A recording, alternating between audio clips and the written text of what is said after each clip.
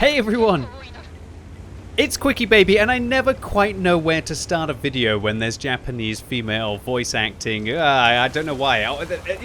Always the comments just get ridiculous when we have Japanese female voice acting. I have no idea why. Absolutely no idea why.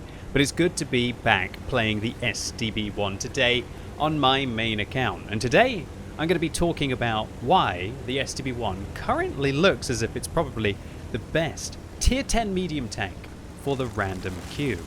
And it's baffling to me as to why Wargaming are looking to address kind of the 430U and the Progetto 65 getting nerfed on the 110 test server, and vehicles like this and the M48 are probably going to become even more competitive when that happens. So the STB1, it's not one of the original Tier 10 medium tanks, but when the Japanese vehicles came in 2014, it really was this great all-rounder. Wargaming kind of left it as this 10 degrees of gun depression, pretty darn mobile, had tier 9 kind of gun handling though, and that was really what held the STB1 back for quite a few years. A year ago, Wargaming decided to buff the STB1 to give it a hydro pneumatic suspension. So that basically means that the tank can rock up and down.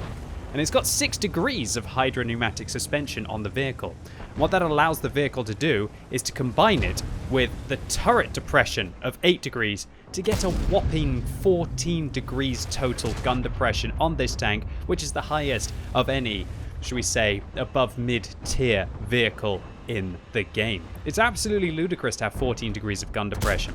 Now, to be able to use the hydropneumatic suspension, you actually have to be going quite slowly. Don't think that you can suddenly just like go full speed down a cliff. Why would you ever want to do that really and kind of aim down it?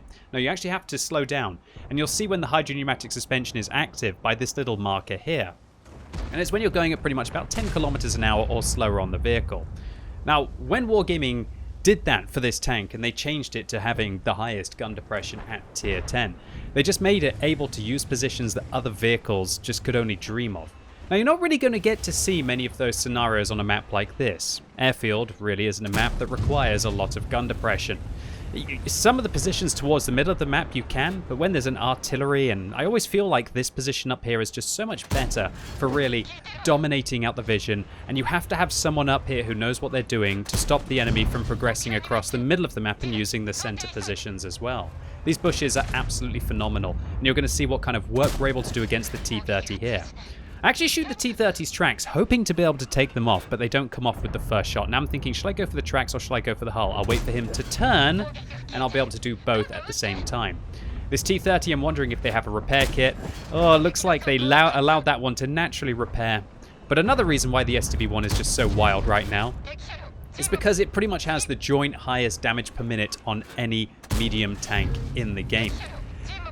Base damage per minute before you put on things like a gun rammer, before you have a premium consumable, before you have brothers in arms, before you have even some of the bond equipment on the game, like the bonded vents, right? Just 1 second. Oh, that was a clutch shot right through the top of the IS-3 turret there. I had to pause for that one.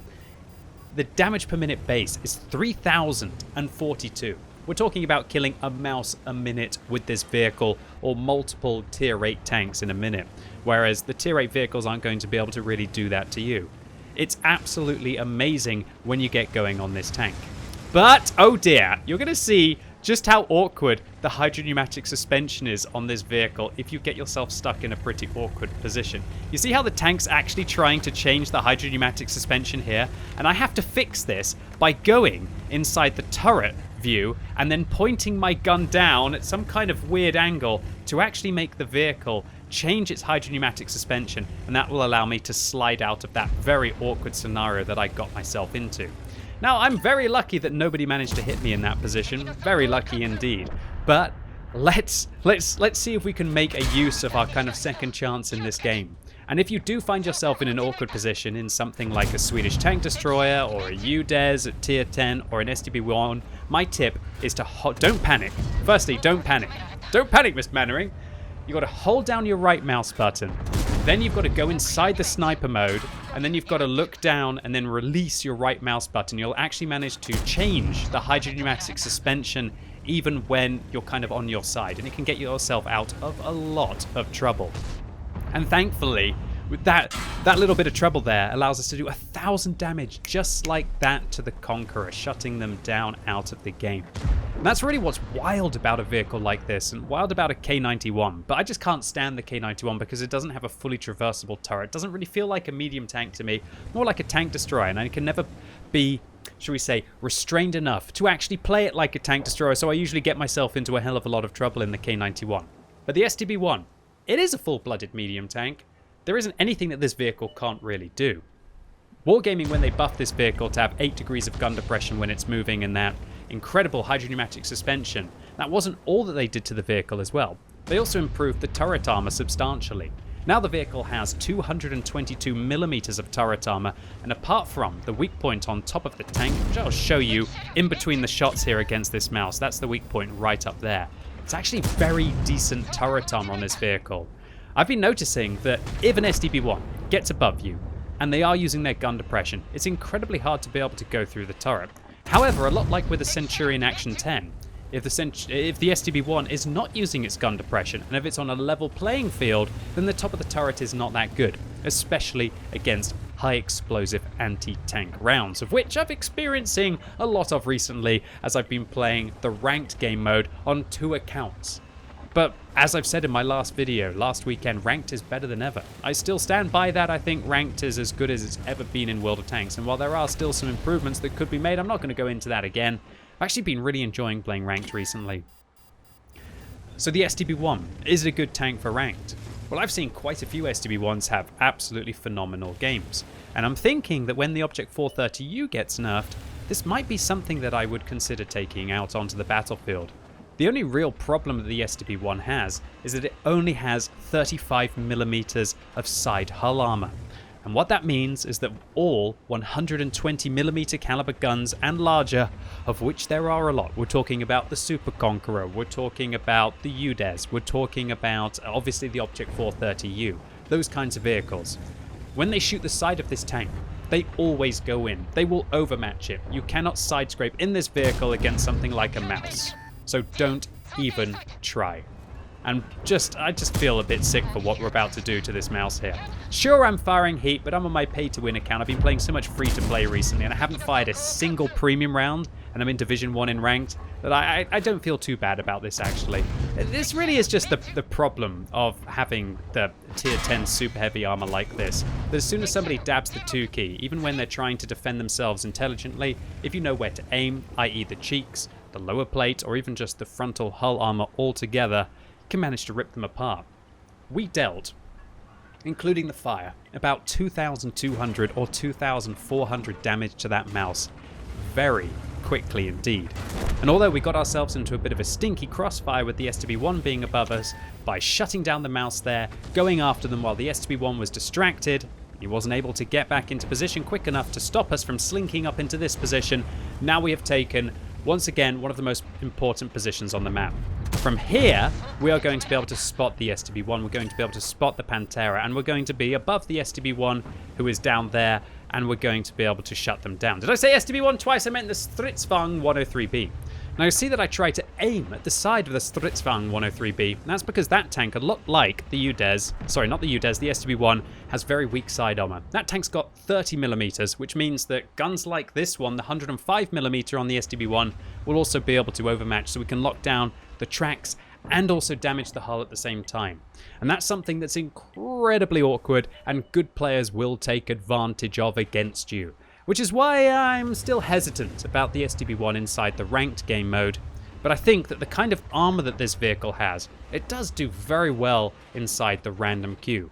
When you do get to play against Tier 8 and Tier 9 tanks, some of which might not even have the top guns on the vehicle, or you're playing against premium vehicles that have about that 230mm of penetration, even this tank's upper hull armor, and as I mentioned earlier, especially its turret armor, is absolutely phenomenal.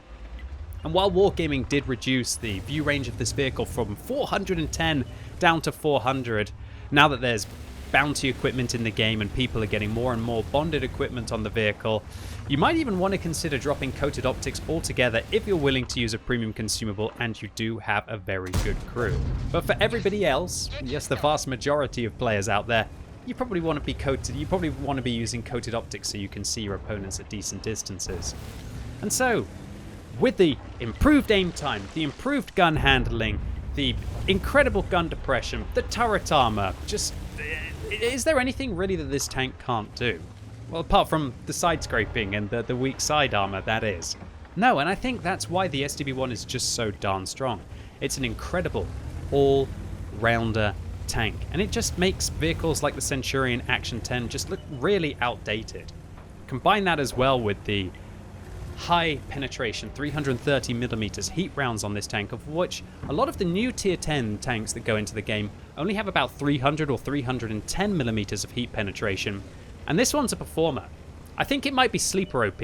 You don't really see a lot of people talking about the STB-1. You don't talk about the STB-1 ruining people's games. Not like the Object 430U, and especially not like the EBR-105. While I'm not going to try and draw that comparison, that might be a little bit too much. The EBR-105 is broken for a completely different reason altogether. It's very interesting to me that Wargaming would be addressing the Progetto 65, they would be addressing the Object 430U, and yet vehicles like this, well-rounded tanks, as I'm thanking my lucky stars there that the SU-130 didn't actually see me and tried to shoot at the STA-1 instead. I'm thinking that this one could be quite a performer. It already is. I've seen players doing absolutely phenomenal things in this tank. And if you're looking for something a little bit different, and maybe you're a bit of an experienced player in World of Tanks, looking for a vehicle that doesn't seem to be just constantly filling the matchmaker, although I have to admit there are 4 of them in this game altogether, then definitely consider the STB-1. I don't think you're going to regret it. And if you make use of the gun depression and the reverse speed on this tank, how many things can I talk about? How did I not talk about that? The fact that this thing can go backwards at 25 kilometers an hour, allowing you to actually run rings around certain heavy tanks if you can lock their tracks down and make it so that they can only turn their turrets. Yeah, the list just goes on and on really for the STB-1. Of course, we're going to fire a heat round there through the lower plate. If we were firing AP, we'd have to fire at the weak point at the top of the tank. And all of these attributes just add up to the tier 10 Japanese medium tank being in the best position it's ever been. And if I show you the statistics that I've taken from the EU server and also from the North American server, which I can just flash here. Sorry, not the North American server. So the top list that you see right now is what the current win ratio is for the STB-1 and all of the top tier 10 tech tree medium tanks on the Russian server, and the picture that you see below is for the European server. And so the STB-1 on the Russian server, the only tier 10 medium tank, albeit just, that has a 52% average win ratio, just higher than the M48A5. And on the European server, the STB-1 is also in first place as well, in front of tanks like the 430U, the M48, and even the Batchat and the Progetto 65. It's interesting that it's the 430U and the Progetto 65 that are being addressed on the test server, and even on the Russian server, they don't even have close to having the highest win ratios. Maybe because there's some kind of meta, maybe they're not picked by the best players. I can't draw presumptions just from statistics in its purest form like this. Obviously, Wargaming have deeper statistics, but I'd really like it if they showed them to us, because that would kind of demystify a little bit of the random buffing and nerfing that they do seem to apply to these vehicles. Anyway, this was a cracking game for the STB-1 that I had right towards the end of last month. We get a high caliber, unsurprisingly, for the 7,000 damage that we dealt here, and a top gun for those 7 kills. Unfortunately, we weren't quite able to pick up the Radley Walters at the end of the game. This was actually 1,573 base experience. That's huge for a tier 10 tank. And while we did fire a bunch of heat rounds as we ran out of our standard ammunition pretty much, we did make 5,000 credits profit with a premium account, although that really is scraping the barrel when it comes to profit with a premium account, right? The STB-1, it's definitely one of, if not the best, tier 10 medium tanks in the game right now, and it's something that isn't going to be nerfed in the next patch of World of Tanks. I expect that more and more people will decide to play this vehicle, especially as a replacement for a vehicle like the Progetto or the 430U, as it does get nerfed, as both of those tanks are looking like they're going to be nerfed in update 110 of the game. And I do expect that with players gravitating towards the STB-1 and more people realizing why the tank has such incredible statistics that are leading to the vehicle's incredible win ratio on both of the most popular servers in the game, I expect those numbers to go higher.